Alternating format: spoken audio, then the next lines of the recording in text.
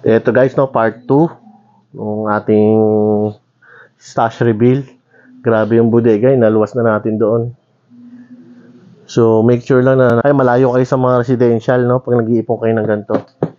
Kaya nag-purchase tayo ng konting lupa nasa gitna ng bukid para safe talaga kung aksidente pumutok yan. Sa gitna lang ng bukid, di ba?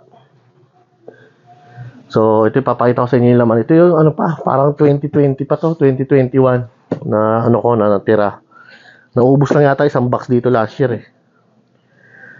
So, ito yung natira pa natin na ano, magkano bili ko dito dati? Parang 30 pesos, crying cow. Na,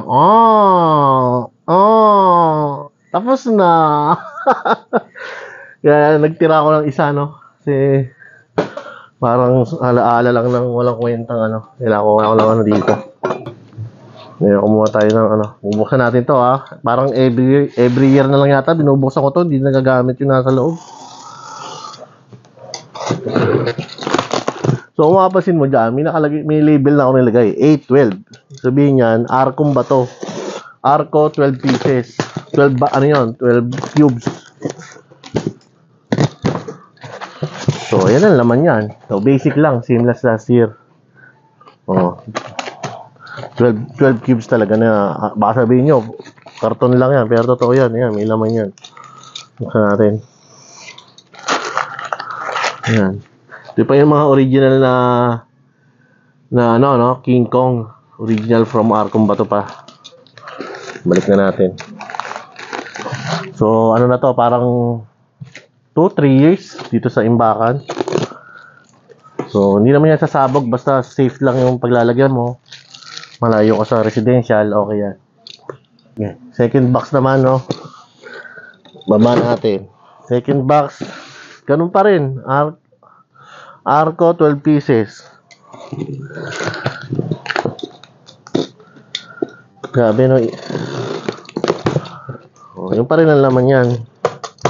Sabihin nyo, ito pa rin yung kanina. Hindi, yun yung box natin. Pakita mo. Ito yung unang box na binuksan natin. Ayan. Ayan. So, 12 cubes ulit. Another 12 cubes.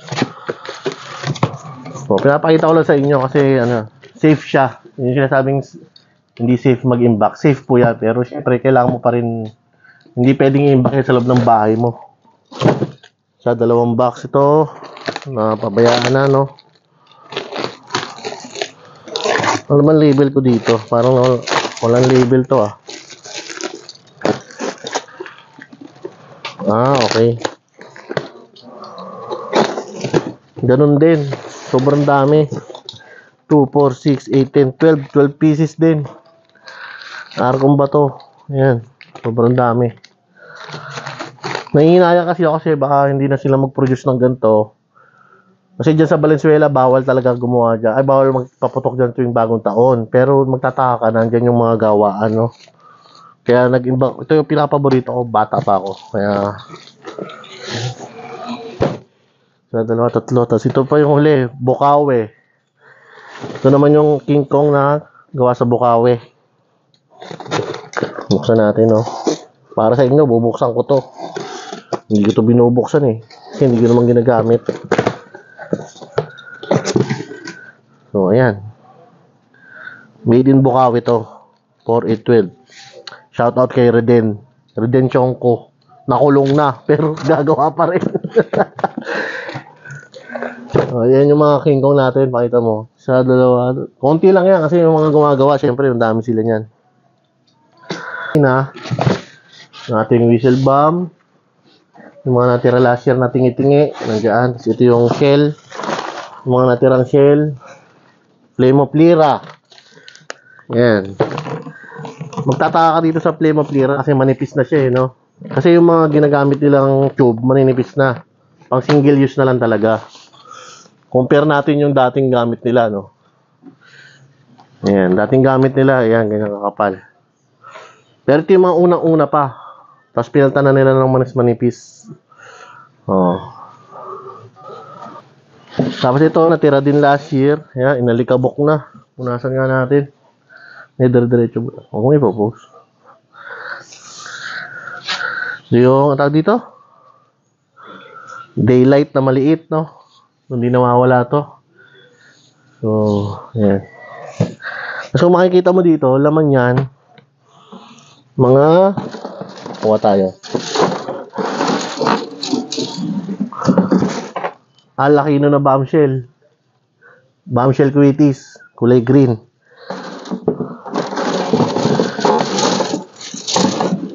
Meron din tayong, ito yung ano yung mura pa yung Quitties. Parang 350 lang bili ko natin, isang bongkos. 350 pesos lang to. Ang lipad nito parang Alakino din. Pero maliit. Tapos ito, sayang. Pala may dindago pa, no? May natira pa. Hindi. Ito sa nakakakilala, no? Spider Quitties. Napakagandang quality, lakas. Yan, no? Spider. Nagsara na yan kasi na-aksidente. Sumabog yung gawaan, may namatay. Sayang naman. Pero kung nakapag, ano sila ng mga lisensya, ang ganda. Quality to. So, yun. Sobrang dami pa niya, no?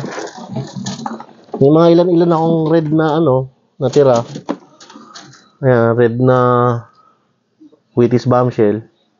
Ito, ang tagal na rin. Siguro mga 3 taon na to. 3 taon na dito. 3 years. Tapos ito, may mga natira pa akong regular na, ano, Alakino. Bukod dun sa mga nabili natin na wala pang stick. Yan. Regular. Dito naman makikita niyo yung, dati kasi nagbalak ako mag-mix ng mga pulbura, no? Ito yung mga raw materials. Ay, inuulit ko, nakakabili lang nito pag may lisensya ka. Galing Camp Crame.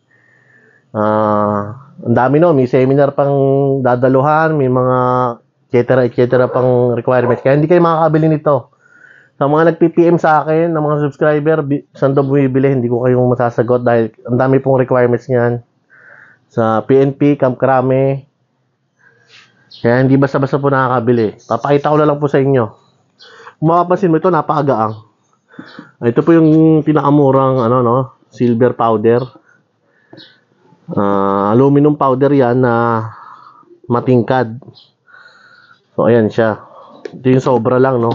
Ang mga Quitties na mumurahin, ganito yung nilalagay eh. Hinahalo nila sa ganyan.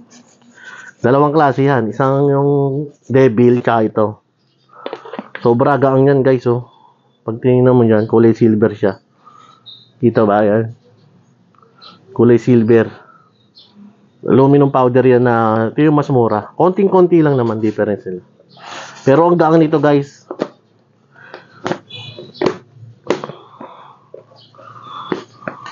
Lang. Wala ko muna.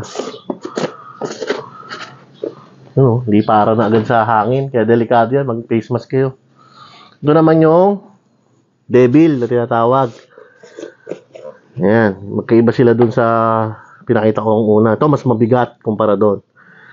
Yung mga malalakas na paputok, ito yung hinahalo.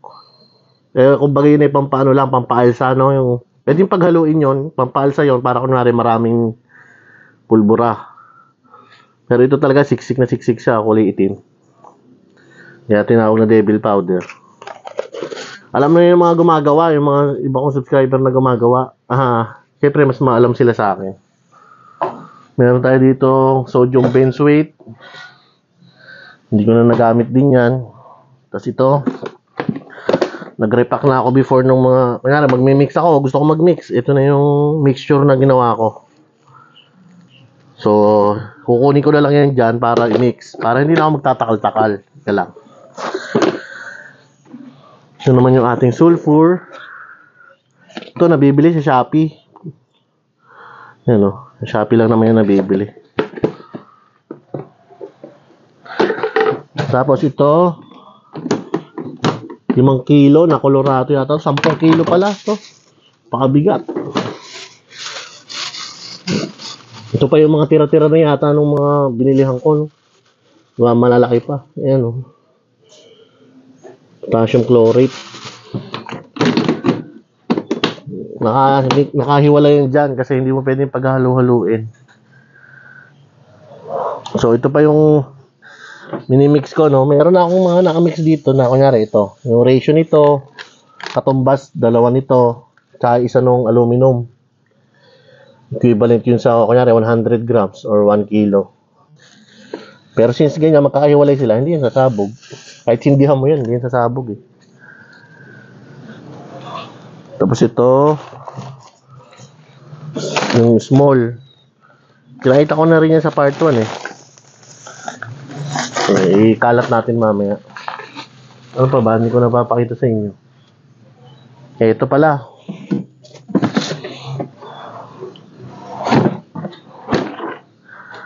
Ito yung mga gamit ko dati sa paggawa.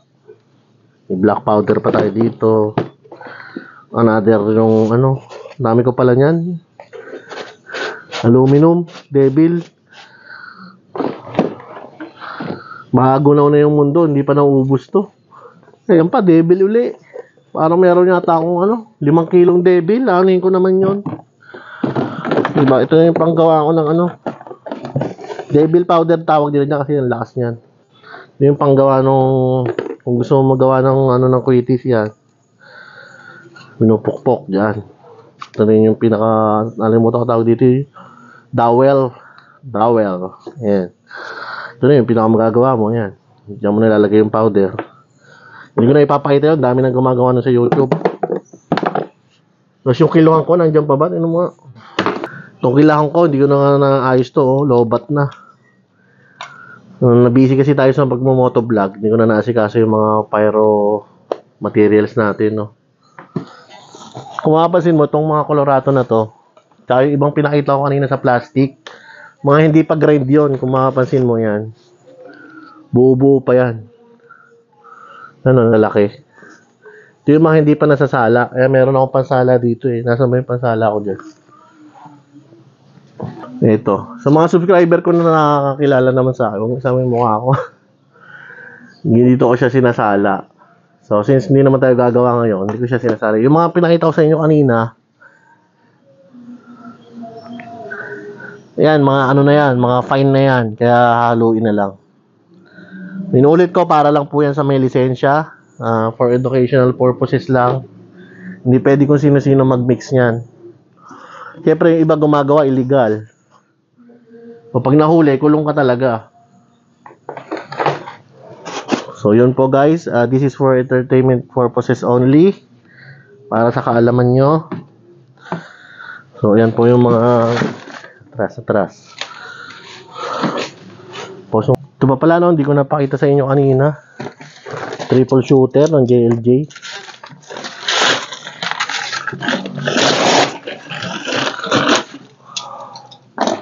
Meron tayong dalawa. Ayan, kita kaya matangkan. Mura-mura lang to sa JLJ triple shooter.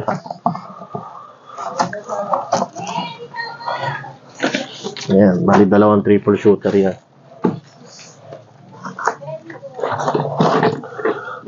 Hindi na malaman kung ano dyan yung no. Hindi po sunod. So, ayan yung ating stash part 2. Ayan. Thank you guys for watching. Hindi na natin naisama tong iba, no? Kasi mga nakapakpa kasi. So, recap lang. Meron tayong 6 na dragons. Tapos yung mga shells. Puro salute to. Salute. Sinulatan ko. Salute. Tapos ito yung mga assorted. Tapos meron tayong triple shooter. Single shots. Tapos dalawang flame of lira. Tapos King Kong. Quitis big. Quitis regular. King Kong. Whistle rocket. Salute. Hindi ko pa natatry itong salute. Malalaman natin.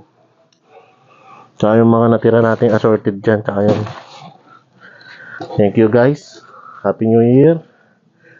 Ayan. Please subscribe sa mga hindi pa nakasubscribe. Safety pa po to.